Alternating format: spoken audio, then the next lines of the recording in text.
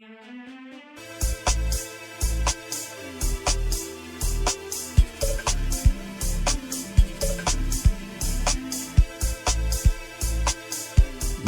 welcome to BPM.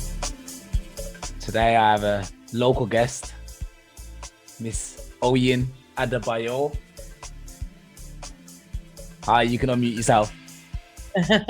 Hi, good evening. How are you doing? Yeah, I'm good. You know, when I want to say something like, you may enter. Welcome to, actually, you know what? Saying that, welcome to my office. You know, this is my office.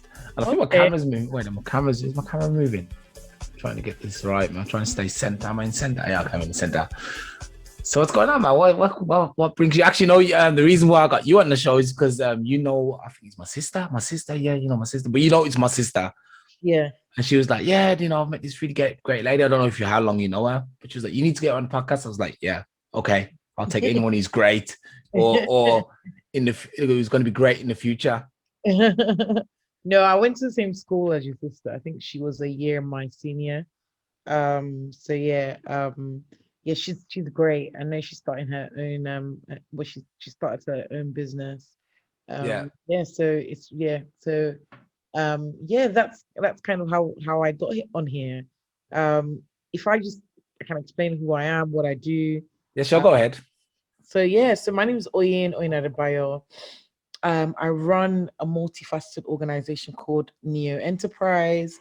And essentially, we exist to economically empower Black women through tech. Okay. We have two parts to the business. We've got Niyo Network and Niyo Hair and Beauty. So Niyo Network is all about upskilling Black women to get into various areas in tech. So teaching Black women how to code and to get into various areas in tech. We partner with partner employers and get them to be employed with employers from KPMG to Citi Bank, to even smaller organizations as well who work in tech. Now, the other part of the business is our hair and beauty business, and that's really exciting because it's a hair and beauty tech business that also looks to kind of accredit Black women to be able to professionalize their skill and also simplify the process of you getting your hair done. So yeah, that is what I do, and those are my businesses. Yeah. Talk about getting your hair done. Hey, don't diss the fro, man. Don't diss the fro. That's the in look.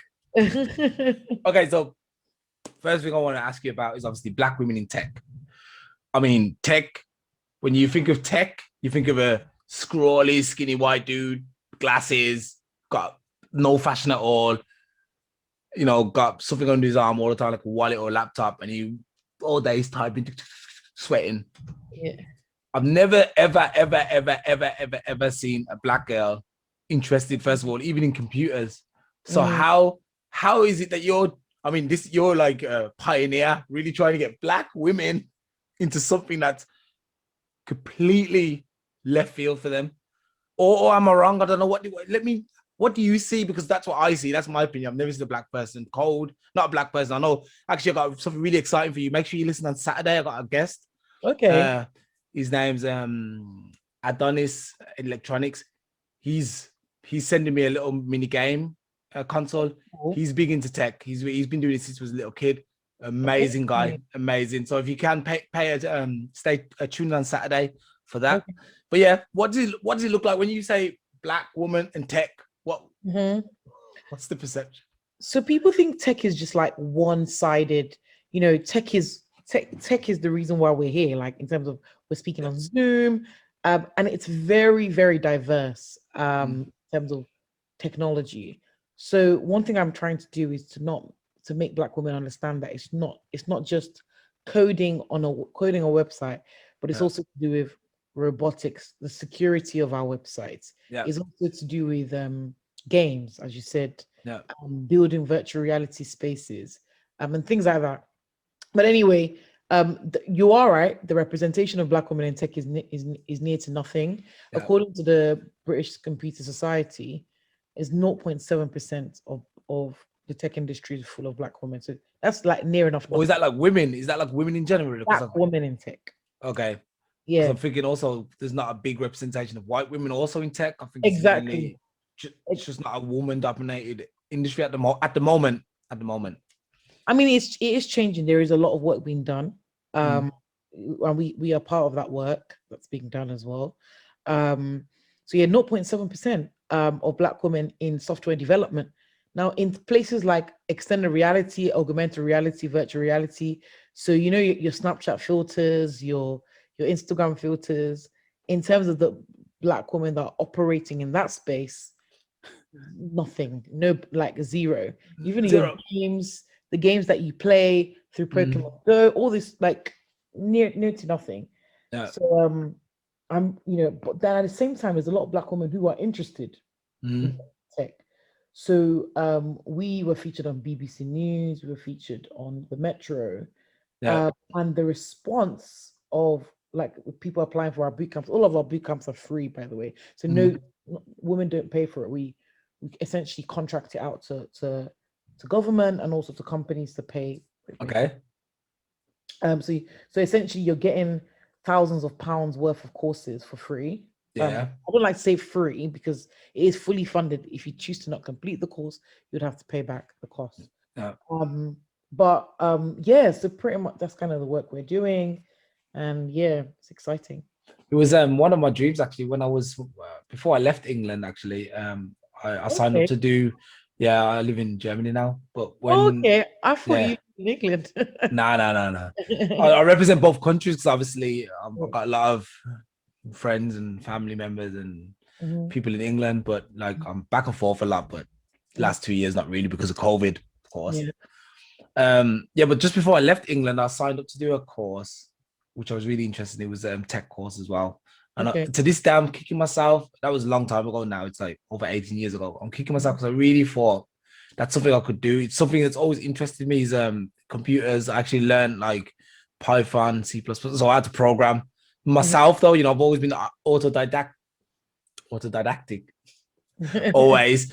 And yeah, this is something that I thought was a market that a lot of Black people should start to look to get into.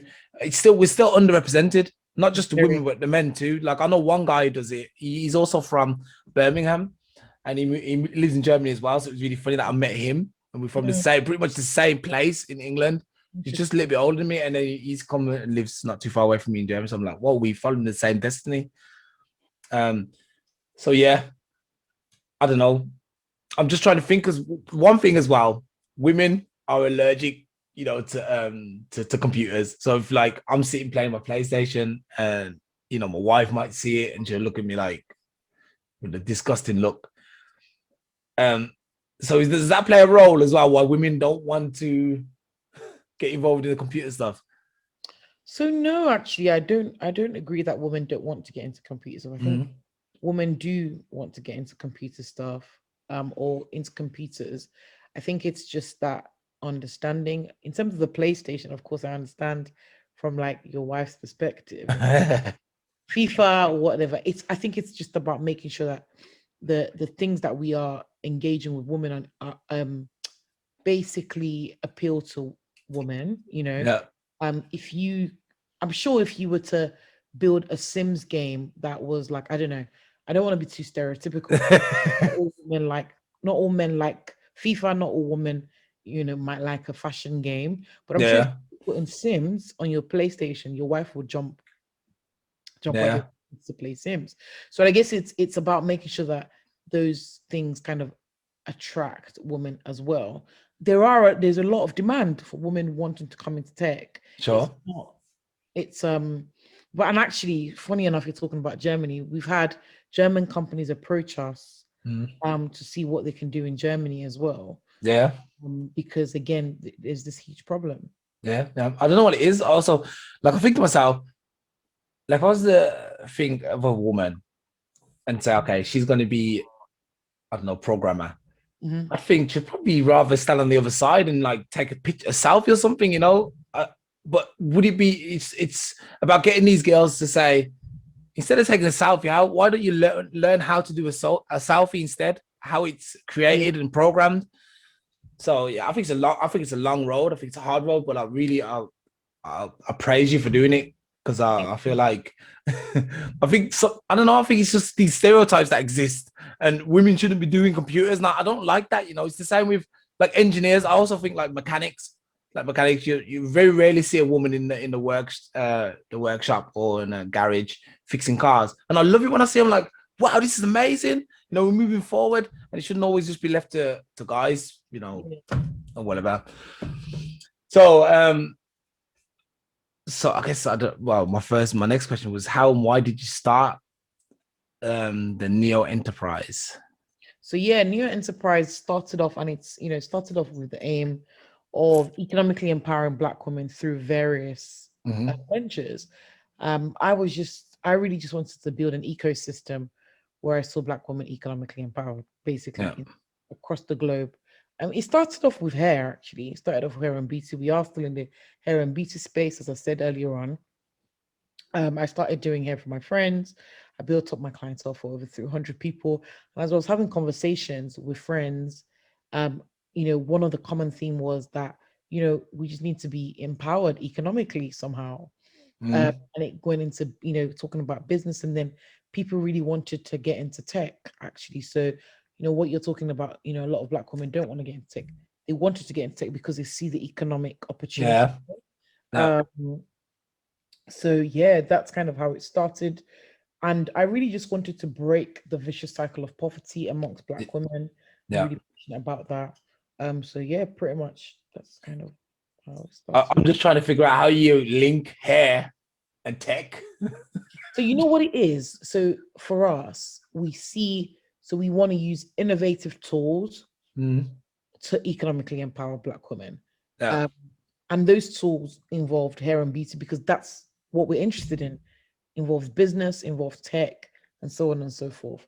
So it's the way I'll put it, it's the tools are like the honey in the honey pot type of thing. Like, it's what grabs people to kind of get to their destination or their goal. Okay. So it's interesting you point out the economic value of obviously tech, because especially when I went for that course, I could, I only see now what life-changing experience that would have been for me, back then if I would have done that.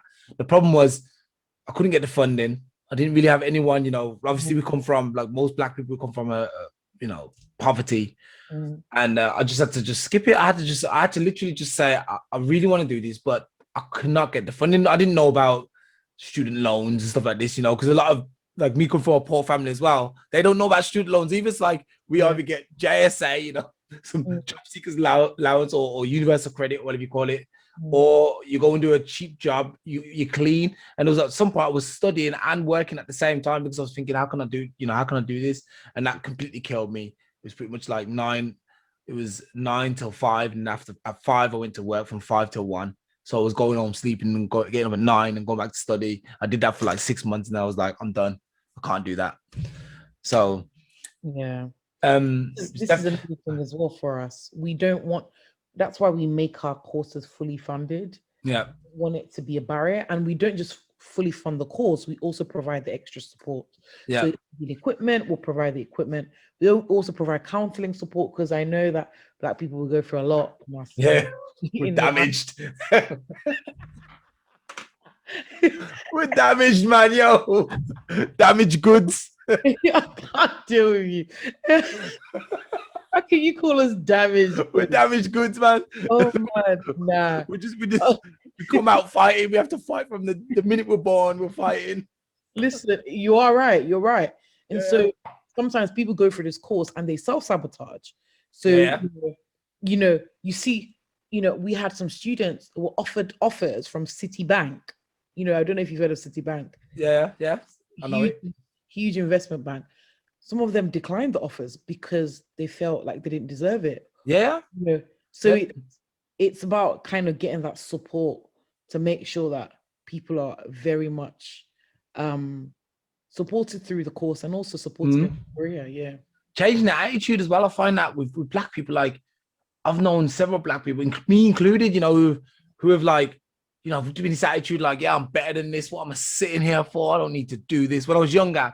And I realized now, I'm like, man, I should have sat through that. I should have just finished it. Why did I do that? And I don't know if that's because of the way we've been raised or being brought up in poverty, feeling like somehow I feel like a lot of people who are brought up in like the poor areas, we develop a sense of entitlement. I don't know what it is. We're Yeah. poor, but for some reason we think we deserve the best. I completely agree with you. I couldn't agree with you Yeah, more. yeah. So and then we go there walking around thinking, wow, I've been poor, so now I should walk into a big job and forgetting that there's actually a process in between to getting that big Yeah, job. You know, we very expect that good. someone's gonna knock on the door and be like, yo, Alstallio or Oyin, we've been looking for you all this time. Mm, You're good to go. And yeah, thank you. Your 100 grand, 2 months holiday. You don't even have to work. That's your, that's what we feel like. But really, it's not like that at all. We have to work hard. And like the economic side of things, I think that's a really important side because that's one job that actually pays well quickly. yeah. A lot of that's another issue with black people. We tend to lean towards the poor jobs, the jobs like in the kitchen or driving, and stuff like that. And I'm like, we could be lawyers. We're smart enough. We could be lawyers. We could be doctors.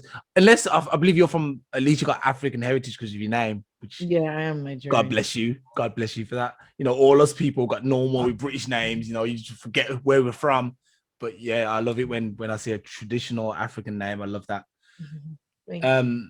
So yeah, and then we lean towards these. So African people tend to, or at least if you grow up in an African family, they push their kids to become something great. But like me, who's from a Jamaican heritage, we're just like we're happy to clean the toilets or be the janitor or the caretaker, and that can't carry on, So I'm No. really impressed that you've set this up to help, our sisters and hopefully like some black guys too. If you got a job for me, I'll take it, man.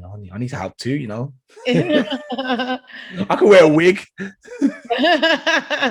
No, you know what it is. We are going to right now. Our focus is females, but we want Yeah. to tackle this issue with black females, and then we look to expand to further demographics in the future. Yeah. To be fair, black women, they're left behind, man, to be fair. And, it's so sad to see that when you think of the black woman, she's like at the very bottom. My mom will say it all the time, and if you're black, you must have been at the end of the line when we were handing out like the jobs. Like, and then you got, the black person got to the front. It's like, okay, what you get? We got nothing left, man. And that's how it feels sometimes. So I'm really happy that you do something like this. We need more people who are trying to push the black women as well. Because really, to be fair, like in America, I know they're doing really well. And even in England, they do really well. But you see, as soon as they leave the school, the education system, it's almost like, just drops down, especially the inner city black women, man. That's now got obviously a big family of females, and hopefully they won't become victim of that. Yeah, hopefully. Okay, so going over to the beauty side of things. Okay. Or do you want to add anything else towards the tech side of things? No, I don't. I think if we talk more, we might end up coming back, but Yeah, okay. yeah, I think we Okay. will. Okay. I do have one big issue, of course, and you say it's hair. And I think one thing that our issue is in especially the black female, they don't love their natural hair. They do everything they can to get rid of the afro, get rid of the beautiful hair, the natural beautiful hair, which I love. I don't know what it is. I'm like, why do you want to wear a wig? Why do you want to wear extensions? I mean, I do understand that some people they have trouble growing hair, etc., etc. But dreadlocks are nice too on black women. I think dreadlocks are beautiful. You can style it in all kind of ways. So what I'm always trying to do, I'm always trying to tell people, or black women especially, but black people in general, we need to develop a black beauty standard because at the moment, the standard we have is the European or the Eurocentric standard, that if you look, you got long straight hair and it's another color apart from black, and all this makeup on, trying to be as light as possible.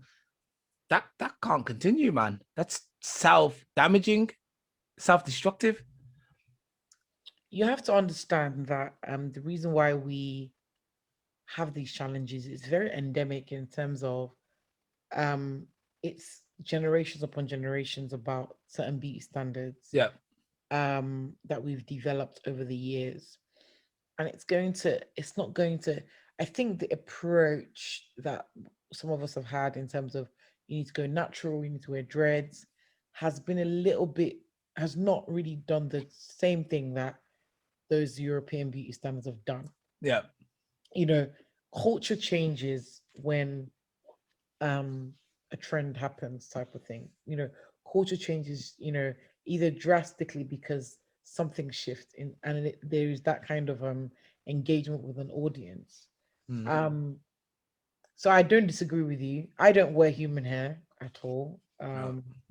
because I don't believe that is ethical. Um, Mm. you know,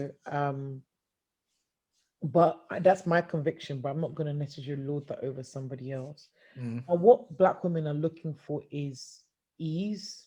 It's like quick alternatives, just like Mm. any consumer will look for. A lot of Black women can't wake up, in the morning and have their afro hair a certain type of way. Mm. They have to make sure that it's presented because of the society that we live in, Yeah, sure. even for Black people as well.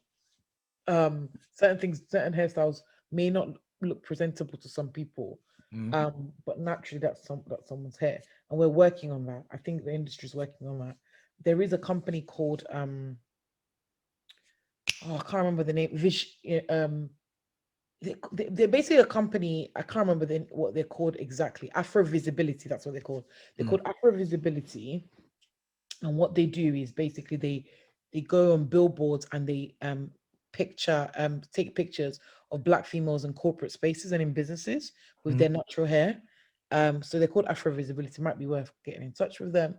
And they have billboards across the country. This was before the pandemic. I'm sure they're going to do another campaign soon. But more things like that, where more Black women are rocking their natural hair. I don't know how it's like in Germany, but I know in the UK it's becoming more accepted for Black women to rock their natural hair, and that's something that we champion in our organization. So yeah.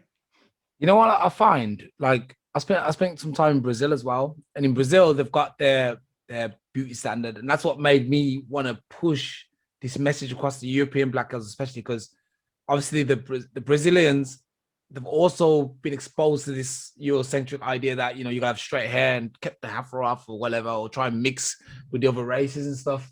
Which is not a bad thing, but try and move away from Black as quickly as possible. Mm, Um, what I do find though is, first of all, I think white people are more happy to wear the Black hairdo than the Black people. But also because of the mixing of the races, I find that the white mothers specifically tend to push their Black daughters into the more Black look. Do you know what I mean? mm, So I don't know if the Black mothers try to turn their daughters away from the Black look, and that's mm, what's caused some of this damage over the years. But I find that white mothers tend to be like, yeah, try and look more Black, be more Black. You're Black, do the Black mm, thing. So that's what I find in Germany specifically, because German mixed race kids or Black kids, they tend to come from Africa, or they've got like a Black dad, and they have to automatically identify with the Black side because they're going to be told anyway. In a place like Germany, you're going to be told that you ain't German. That's it. That's it. mm, There's no black and white. You're just not German. Get out of here. mm, Um, and like I said, but in Brazil, I feel like they've got it right down. If you go to somewhere like Salvador, where there's the majority of people are Black, man, it's just beautiful, man. It's beautiful. Okay, so the next question I had was, you said something about economically empowering hairstylists and keeping your product. How do you keep your products cheap then, or because have you got a mobile? Did I read that right? You got a mobile like salon or barbershop or Yeah, so we have a mobile hairdressing service. So again, the hair and beauty part of the business exists to have an ecosystem. So that's basically a whole ecosystem where Afro hair and beauty is the best quality that it could be, and it's simplified as possible, as much as uh, possible.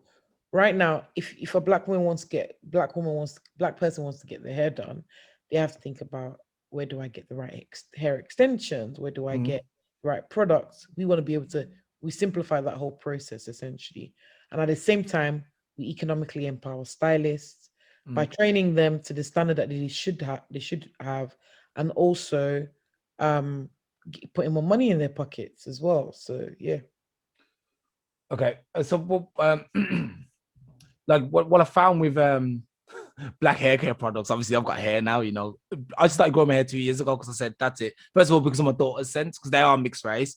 Okay. And I was like, and I knew that they would get hassled here where they live because we live in a small village where Okay. there's not many, like seeing of a black person. It's like, oh, what are you doing here? I'm the only one who's supposed to be here. No, I'm Mhm. not, So I said to my kids, okay, I'm gonna grow my hair out so when they look at me, they're not ashamed, Mm. And it started quite quickly as well. Those kids going around in the school saying stupid stuff, and I was like, oh my god, no, no, no. This is I'm gonna have to go and kill. I'm gonna have to kill up the school. Yeah. So and what I have found is black hair care products. First of all, European hair care products don't really work on us. It's maybe there's some variations of cocoa butter, but it doesn't work. And with us, we have to get black hair cut like shea butter, proper like what was it called? What's the one? Cocoa butter, the blue magic, Oh, and stuff okay. like this. It costs a lot of money though. Like I bought some shampoo, Cantu. It cost me €8, which is about €7, £7. I was Yeah. like, £7, man, for shampoo. So that's the thing. Anything lower than that, you should be worried about what the quality that you're putting. Yeah, to That's be true. honest, because a lot of times the quality of the hair products that you have, um, it's not very good for your hair. Yeah. Blue magic, it shouldn't be used on your hair. That's a sealant. That's petroleum jelly. It's like putting petrol in your hair. Yeah. That's true. Yeah. So um you have to look at your hair as an investment, which is again what we're talking about. I think the reason why a lot of black women just don't, I don't think it's just black women don't want to rock their natural hair or don't want to bring out their natural hair. It's also, we have to remember that this natural hair thing movement is Yeah. very new. So there's not a lot of alternative products out there. You think about economics, it's about supply and demand, right? Mhm. The reason why you probably can get sugar, a bag of sugar for £1, is because there's a lot of supply of it, Mhm. you know, and because there's a lot of demand for it. The demand and the supply of a lot of the products that we're using are only just getting matched up, right? Mhm. There's no standard. So for now, we will have to look at it as we're investing into our natural hair in different ways. And as we grow, as the industry grows, and the industry becomes more formalized, things will start to naturalize a little bit. Years ago, when the natural hair industry was still a bit new, even that sounds bizarre. Natural hair Yeah. industry is new, like Natural hair, like it's a new thing, right? Um, Products were a lot more expensive. You know, Mhm. now things are getting a lot more cost effective for the consumer. So it's a case of looking at it as in like, okay, I'm investing in this for my child and so on. So yeah. Yeah. I don't know, man, but have you ever seen the price of a wig? Yeah. Or even these extensions? Yeah. That's expensive, man. That's like, and if you get the right chick or girl, she'll probably gonna have 20 of those things. Yeah, And exactly. and then and then there's the other issue where That's true. black women are so passionate about their hair, Mhm. but why are they not owning like hair shops? So this is the thing. We could talk about this for ages. I had to Okay. move. I had to move. So I think so. This is what we're trying to do. We're trying to build this ecosystem Mm, where it's easy and to get black women to have a piece of the pie, right? Um, you know, the problem that we have right now in terms of black women having their own hair shops, I think it's like there are a lot of black women creating things, but the black consumer doesn't want what the black producer is producing that's true, yeah. because because we're it's not convenient enough for us. Mm, Just like you just said, if somebody if your friend just launched her own hair and beauty product and she tried to charge you €30 for it, which is what yeah. black black founded businesses would charge, Mm, right? You're gonna pick your Cantu, yeah. but you wouldn't know that Cantu is actually owned by a white man at the moment. Okay. Right? It's owned by I can't remember the name of the group companies. It's basically owned by a group of companies. They were sold to a group of companies that own Ilamasca, that own Glossybox, and those people. So they have a lot of something called economies of scale, where they're able to produce so much that way they can bring the cost down. Yeah. I'm gonna go with your Cantu because it's cheaper. And as a black person, as we spoke about earlier on, we're only just coming out of this disempowerment of like money in terms of we don't have as much disposable income as maybe our white counterparts. So yeah, pretty much. It's not convenient. And just cost is too high for us. Yeah. In terms of like how we see it benefiting us. Yeah, I think we've been forced into like because we're always coming out of poverty, and that's just our reality. We all come out of poverty, maybe not our kids as much, but definitely our generation. We're coming out of poverty, and then we're forced to buy cheap stuff, and our hair falls out because it's not the stuff we're supposed to use, and then we have to start wearing the wig and etc. Now I know what it is. Yeah, it makes sense. And I think also one of the other things as well is this, as I said earlier, it's about convenience. So first of all, you from little, your mom is relaxing your hair, right?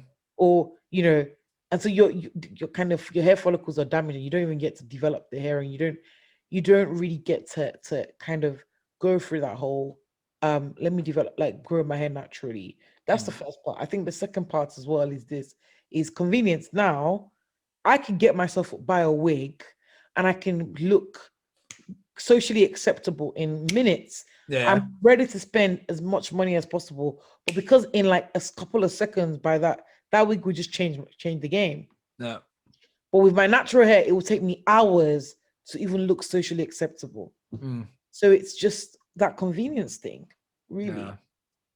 That's why I'm an advocate of the whole bringing in a whole black beauty standard.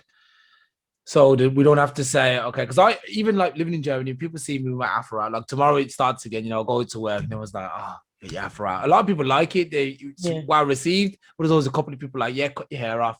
And I know that comes from a place of fear, that's what it is. It comes from a place of fear. When people see me and they're looking like, they think that they think the Black Panther movement's back. Oh gosh. Yeah, so and I do understand that because of the way it makes you feel, and people are always trying to touch my hair and stuff, and it's not fun. Like I've got the personality where I don't really care about that stuff. I can imagine if you're a little bit more introvert and like, I don't really want people touching me, then you're gonna have a problem with it, I guess. So yeah, exactly. I absolutely understand what you're saying about that, and you've brought me a little bit forward on my whole, black women should just take off the wigs, take out the extensions, just have a bald head, man. Just bald your head. It's Bella. Tiffany, Tiffany Haddish. Yeah, she done that, and she's like just balding her head off, because that's an empowering thing for a woman to do, actually. A lot of there's a bold movement. I mean that bold movement was quite paramount in the last 2 or 3 years. A lot of black women were going bold, Yeah. It was a cool thing to do, but I think because we're such a trendy group of people, we're trendy. Follow trends. Right? We will follow trends. So next year, the in thing might be only cut half of your head off or hair off or something. We will follow that trend. Right now, the trend is actually either the end of the spectrum, which is like lace frontal wigs that that don't look like your natural hair at all. That's the European standards, or it's actually very much Afrocentric. So like the faux locks and the different types of locks now. So you can see that there's those two extremes. Yeah, and like I said, I think maybe I'm not really a trend follower. Yeah, I consider myself a trendsetter. but what trend have you set? I'm gonna send some pictures. I'm gonna send you some pictures, and you're gonna see the couple of years. People are gonna be following that trend. The thing is, I think, but then again, trends just go around in circles, and it basically just come back. So even if I say and try and lay claim to that trend, Someone did it a long time before me anyway, so I don't actually think you can ever start a trend. I Yeah, don't think. yeah. Yeah. Okay, so actually, I wanted to go back to the tech side of things because I don't think you actually did. You explain to me what the boot camp was? You said you do a boot camp. Yeah, we do a couple of boot camps actually. And actually, the aim is to be able to build that ecosystem in the bootcamp stuff to support the hair and beauty stuff, because what we're trying to do with the hair and beauty stuff, we cannot do it as big as we want to do it without tech, basically. Now we run different boot camps. We run a software development one, which obviously has Python. It's got, we teach Python, we teach JavaScript, HTML, CSS, a lot of software development stuff to help you build any software, essentially, like an app or website. We also run an XR boot camp, which is all about building virtual reality experiences and spaces. Yeah. You can build a game. You can build a virtual reality app. You can build anything you want. Like you can make a Instagram filter, you name it. Yeah. So we've got the XR bootcamp, we've got the data analytics and project management.